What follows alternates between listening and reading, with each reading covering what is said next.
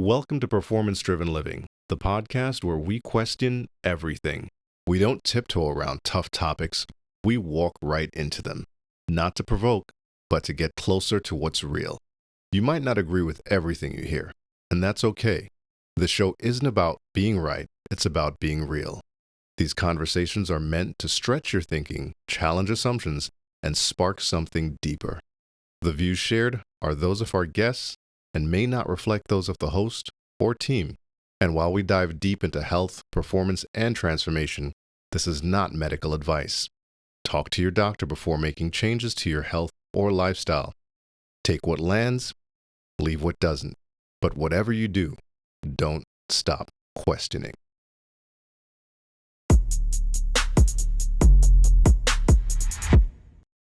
We are here live with the Performance Driven Living podcast here at the Changing Life and Destiny Conference in Plano, Texas. And I got to tell you, this is honestly one of my favorite conferences of the year because Roxy Pernia said yesterday, Changing Life and Destiny is not just about a conference, it's a family. And the energy here is incredible. Just the love, the synergy that takes place here. I say that these types of conferences are the connective tissues of the natural health and wellness industry, to be honest with you. But I am here today with our guest. I'm going to butcher it. It doesn't matter how hard I try here, but Philipp von Holtzendorff-Fehling. Perfect. Okay, so I actually got at least an A- out of that. You got it right. Like I spoke to somebody. Oh, an A+. I'm impressed. I actually spoke to somebody recently, and I'm like, I always get Philipp's name wrong, and I forget who I was talking to, and it was Stephanie. Stephanie here at the Changing Life and Destiny. She goes, I got it down. I always have to introduce him on stage, and I had to practice. and when you get a name like Mark Young, like it doesn't get more basic, right? Like completely boring. But Philipp, I'm so happy to have you here today. And I got to tell you, I am at Performance Driven Living. Our goal is to kind of push limits, break barriers. Like I'm a person who wants to live life at every extreme imaginable. Like if there's a way that life can be better, I want to find it.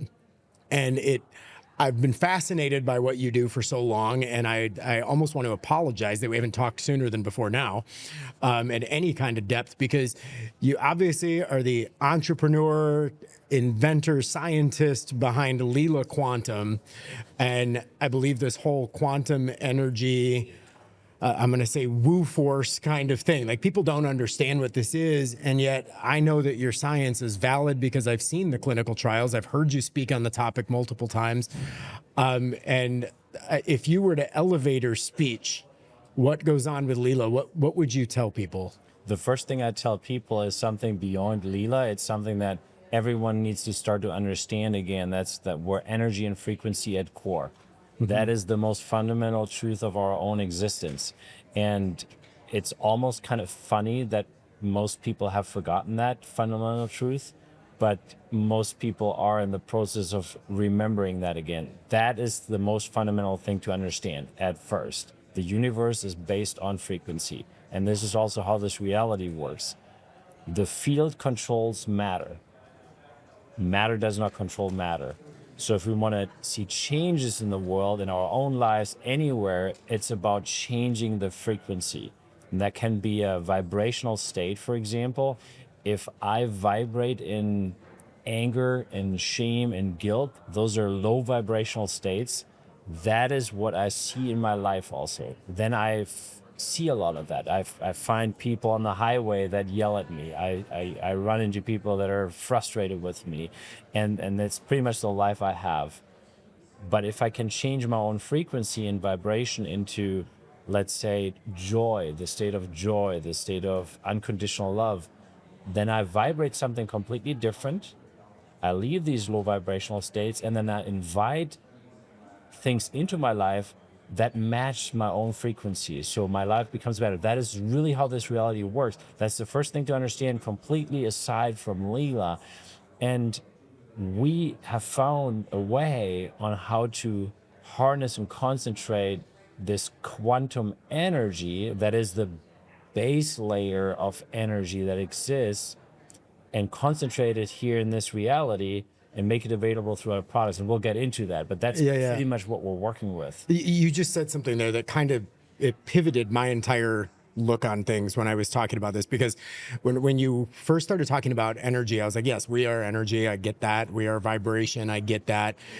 And you started saying that you start attracting people on the highway who are yelling at you. And I was like, well, it's probably me. But the reality is, I'm like, okay, that's weird. But I almost didn't follow you for a minute. And then it clicked. And my vibration is not just the energy that I'm putting off to the world, but you're suggesting that your energy, your vibration is what's attracting those things towards you.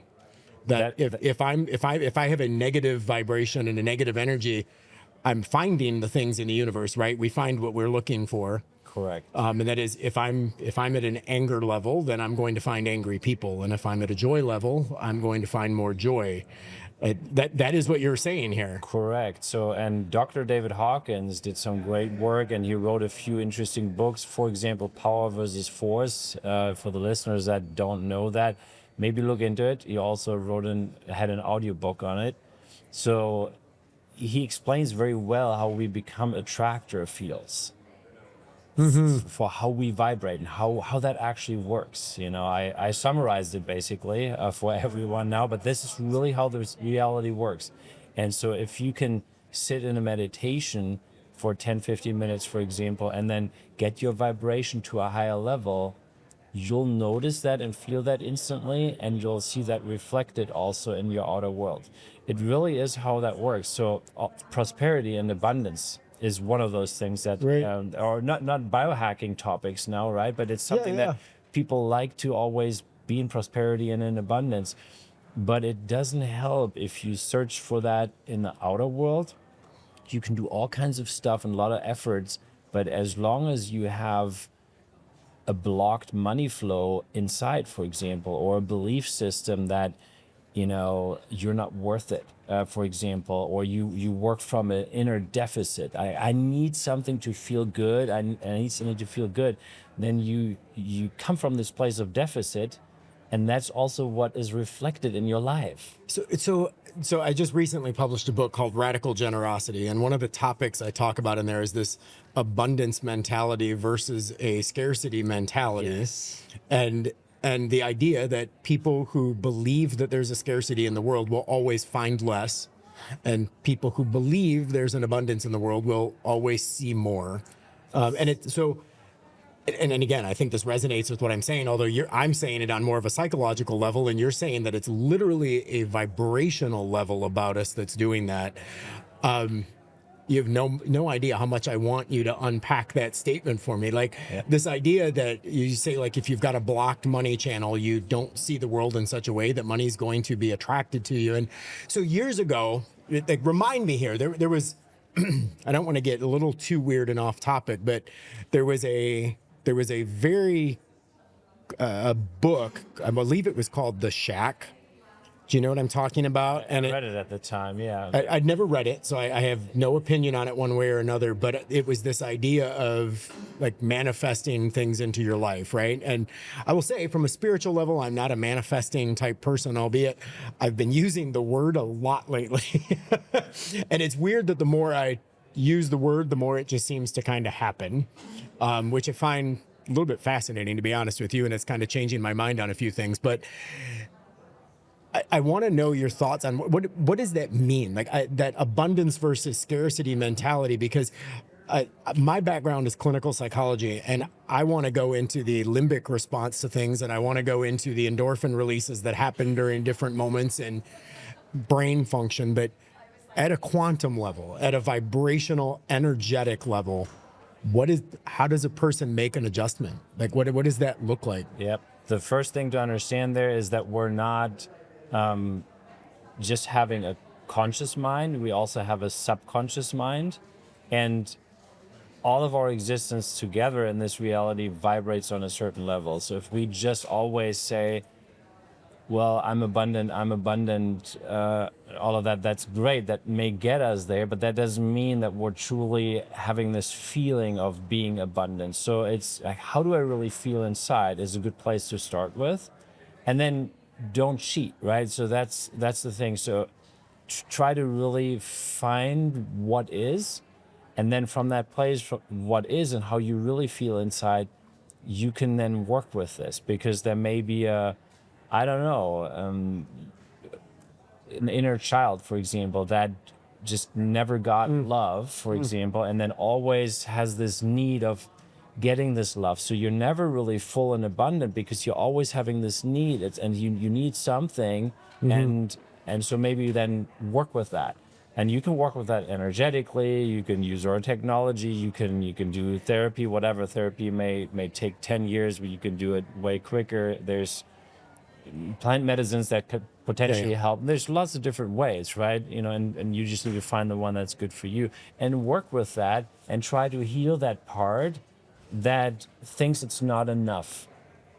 At some point, you can create inner abundance by just vibrating that and feeling that more. I feel more full. I don't need to have a partner. I don't need to have $1 million. I don't need to have a Porsche. I don't need to have this, but I can. It's totally fine to have that, right? But it's a different thing. It's not, I need that. I don't need to eat chocolate to feel good. I already feel good. And hey, I feel even better if I eat chocolate. That's a completely different state of mind. So unpack that for me, because there's all these philosophies, I'll use that word, and say that there's a name it and claim it mindset, right? There's this prosperity doctrine that exists. Like you speak it into the universe and make it happen. And I think some of that for me anyways, but I would say probably to listeners as well, is it sounds very trite.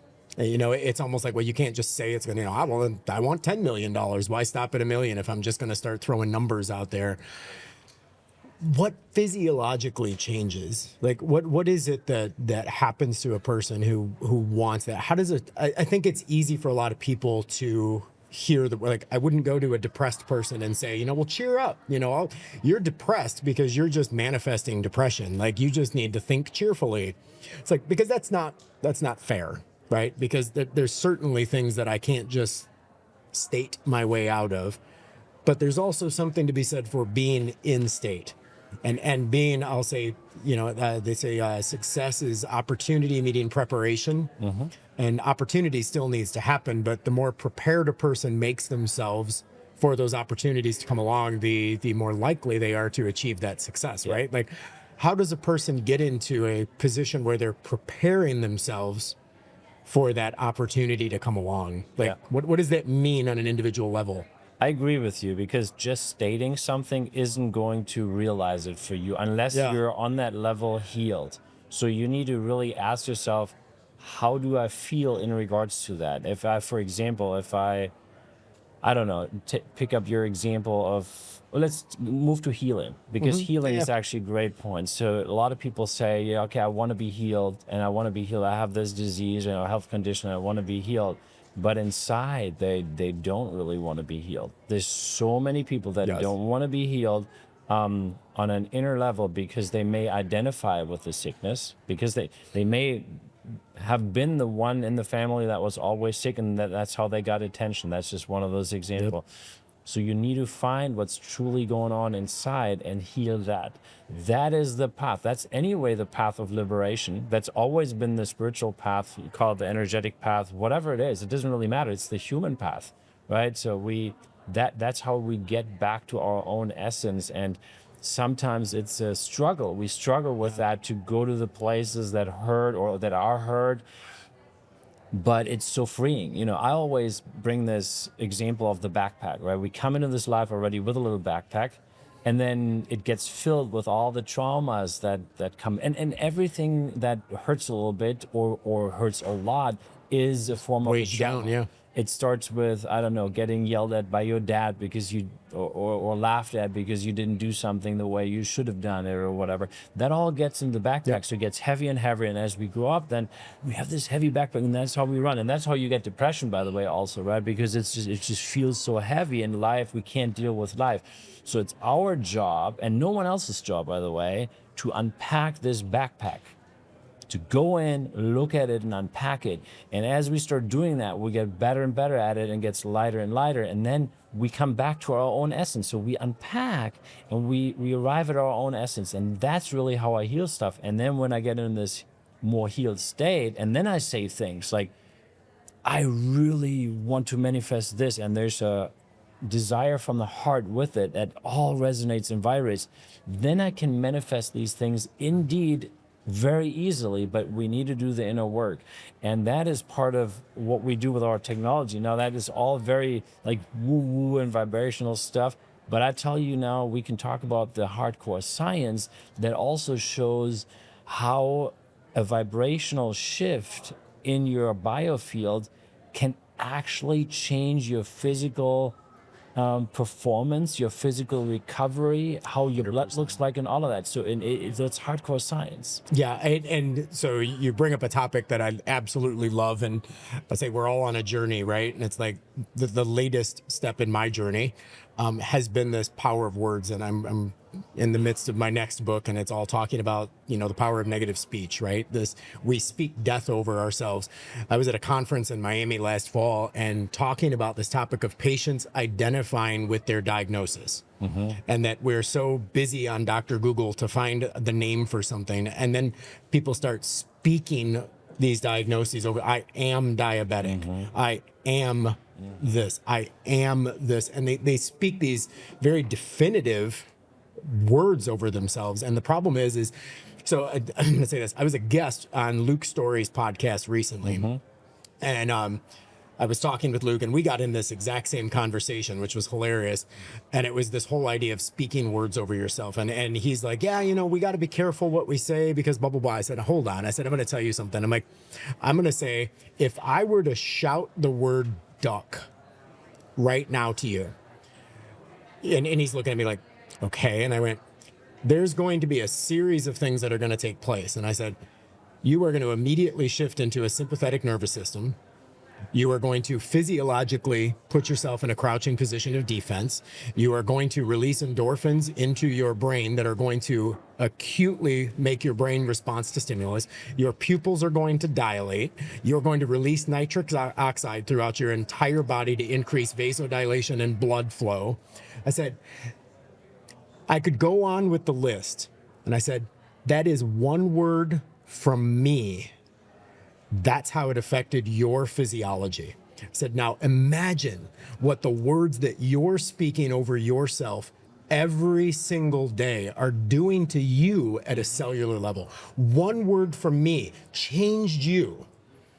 What are the words that you're doing to you every day? Yeah, 100%. Tell your cells you are diabetic, and they will respond like you are diabetic. They will continue to function like a diabetic functions because you keep telling them to. Yes.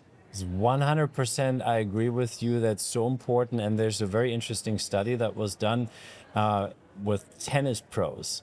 And so now, you know, I have a tennis player. Yeah, we'll get there. I'm curious on this topic as well. But there was a university in Florida that looked at the top 20 tennis players, and they checked what did the top 5 do differently from the other ones in the top 20.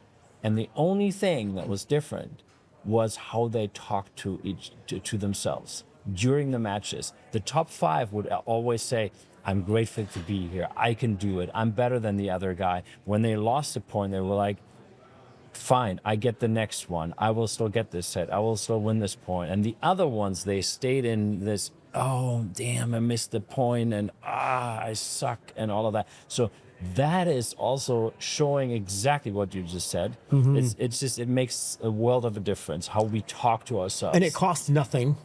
I mean, we're at a conference right now that's yeah. all full of biohacking and different technology modalities and supplements and all these types of things. I'm like, can we just start with being kind to ourselves? Yes. Like, we can heal half the problem that's going on with just paying attention to the way we speak to ourselves. Yes. And yet we'll spend fortunes attending conferences and learning from some of the best names in the business, which glad you're here teaching us on these topics. But I do want to pivot a little bit because I could talk about that topic all day long, and I don't want to be disrespectful of anybody's time. You just recently became give me the title. You're the #1 tennis pro in a specific category. Yeah, well, not pro anymore because I'm in the men's 50 plus. Okay. So, and there I indeed became #1 in the US in singles, and I think #7 in doubles within 6 months. So here you are teaching everybody about quantum energy, and you're giving examples to me about the way people speak to themselves while they play tennis. And you said to me beforehand that when you were in the under 50 crowd, you never passed number 23. Correct. What happened? And I hadn't played tournaments for 10 years and even stopped playing tennis for 3 years completely before I attempted now this sort of comeback, if you will.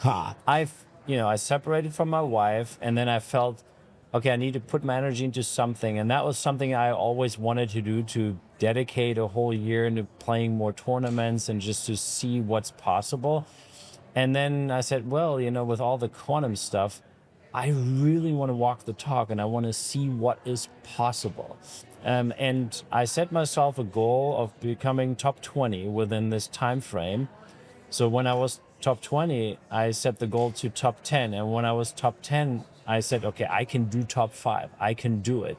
And then when I was top 5, I said, no, I want to try number 1. And I made it happen. That's and incredible. It's a mindset thing. It's, of course, you need to discipline yourself to put in the work, right? And practice and all of that. But it's also an energetic thing that in biohacking, of course, I don't want to discredit that, live a healthy life. Sure. But with the quantum stuff, I can increase my performance. I can also accelerate my recovery so that there's no one out there that can beat me physically. No one. There was just one guy who was on the same level, and he ran the Ironman, which I'd never even run a half marathon, right? So that's what you can do. And I knew it from all the studies and from applying the technology, but then seeing it in action was crazy to see what's possible. Well, I'm going to say, like, performance-driven living, our entire goal is, I would say, literally to find ways that people can push to the next level of whatever it is that they're trying to do, right? And whether that's health, whether that's juggling, I don't care. Like, it's like, if there's anything to be done in the world, I want to know how to do it better than I currently do, right? There's no reason to want to be mediocre. If a listener were to just looking for, what is the tangible takeaway that you would give to somebody when it comes to excelling? Like, you're a tennis pro, not pro. I know you're not going to want that title because it's not pro. You're in the over 50 catalog. You're the number one 50 plus tennis player in the country. How does a person aspire to be that? What is the specific action that you would tell a person to take as they're aspiring to be number one in their respective category? If you want to achieve that, you set yourself a goal, and then you work towards that goal and see what can really help you with that and support you on that level. And then maybe turn to some things that you haven't tried before that not everyone is using. That's interesting. And, when the Seattle Seahawks at some point won the championships, they had been the worst for years. And they won it because they started to meditate. Just a simple change that all got them way more in touch with themselves and probably helped them to be better partners on the field and as a team and all of that. So things like that, when I talk a lot about the biofield because we're so physically oriented. We brush our teeth in the morning, we take a shower, then we take our supplements, we go for a walk or run or ice baths, vibration plates, all great stuff. And we should keep doing all the things that work. But if we're not taking care of our biofield, we're missing out on the most fundamental level of our own existence. Define biofield for me. So Yep. For a listener who's like, biofield, that's a woo word. Tell me what that means. Yeah, it's actually it's full reality. You can even take a picture of it, with Killian photography as an example, and you can feel it. Most importantly, that's the most important thing. If you really close your eyes and you can feel your body, you also at some point feel an energy field around you. In the spiritual circles they call it aura. I like to call it biofield because it's the energy that you emit. We're not the physical body. We have and occupy a physical body. Right. We're the energy that is making all of this happen. We're the consciousness inside. And that consciousness isn't just limited to the physical body. It's literally, it has this extension. So that's all vibration. So, and you know, you don't have to get caught up into how big this now is and all of that. It doesn't really matter too much because it's about this inner vibration and how I vibrate and how I feel. Every top athlete, by the way, even if they're not spiritual or energetic at all, they feel that. Because how do they feel it? The moment they wake up in the morning when they have a competition, I don't know, their main marathon or a world championship match, they feel, oh my God, I'm not exactly in shape for today. There's, you know, I don't feel that good, or I feel perfect. You feel it. You can feel it. It has something to do with the physical body where you feel, okay, my muscles are okay and all that, but it's this feeling of how do I really feel? And that is the biofield. That's our inner energy. And that I can influence with frequencies.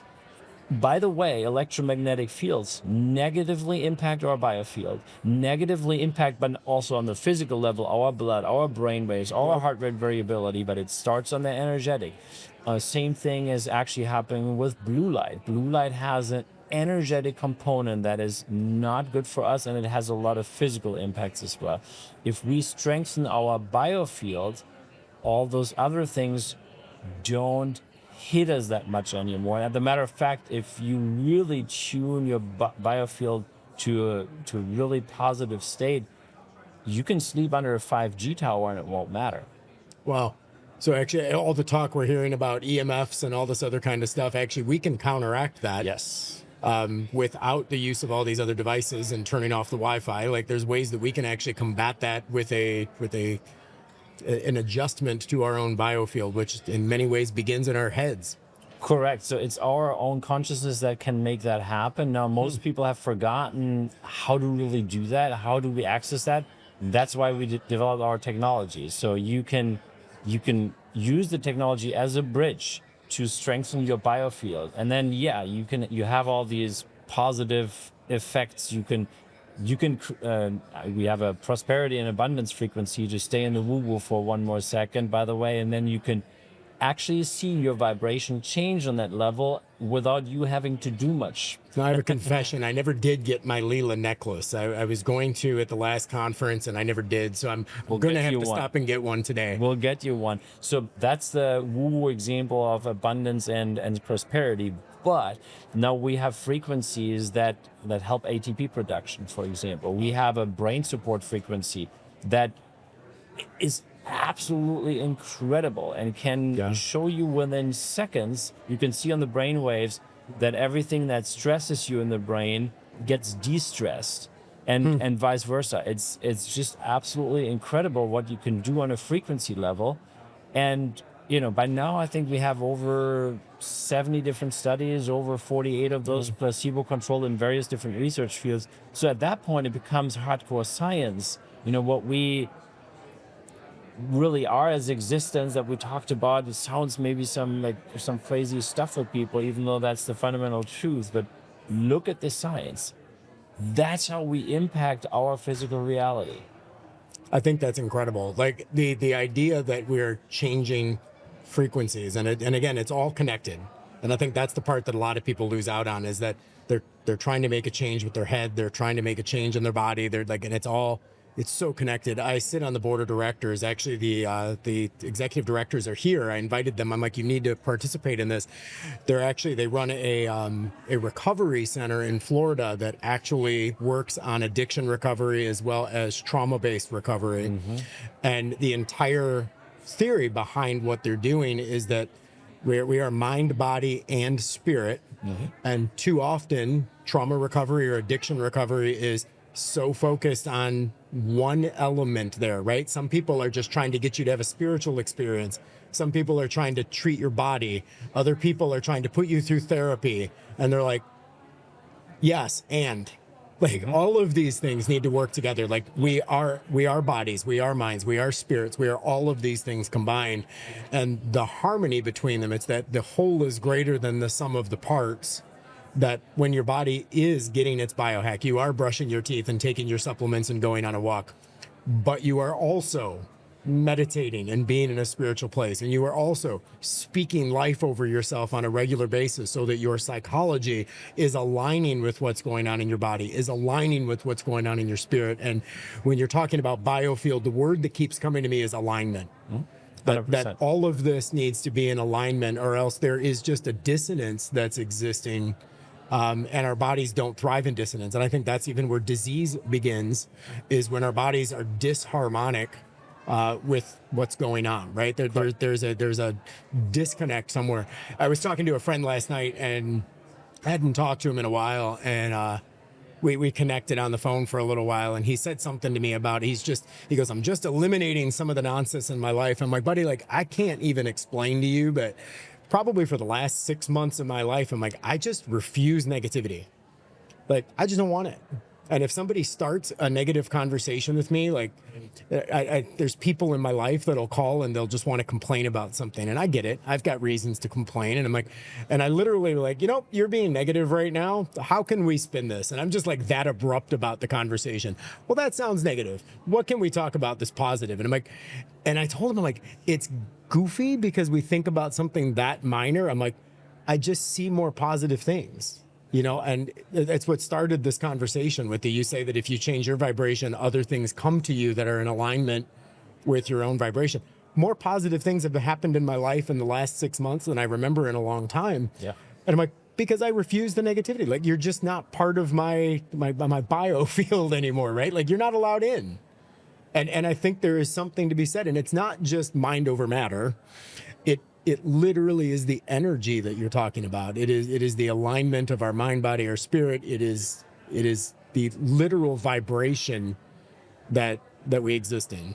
100%. So, for example, if I wake up and I say to myself, I believe something wonderful happens to me today, and I say that a few times, and I really get into this, I really believe something wonderful happens to me today. You find what you look for. Yeah. And, you probably, in the end of the day, can't even count all the wonderful things that happened, right? It costs nothing. Yeah. And it costs nothing to wake up in the morning and put on a positive mindset, right? Actually, walking by us right now are the people I was just telling you about. I'll introduce you to them. But Philip, I cannot thank you enough for taking the time to be here with us today. I hope you're enjoying the conference. Has it been good for you so far? Yes, it's a great conference. Yeah. I love it. Love seeing you talking yesterday during the dinner. It was amazing. For everybody watching, we are again at the Changing Life and Destiny Conference here in Plano, Texas. And I am here thanking Philipp von Holtzendorff-Fehling. Did I get 2 A's in a row? Yes. Okay, there we go. Twice I got that name correct. Thank you so much for listening. And Philipp, again, thank you so much for being here. Thank you.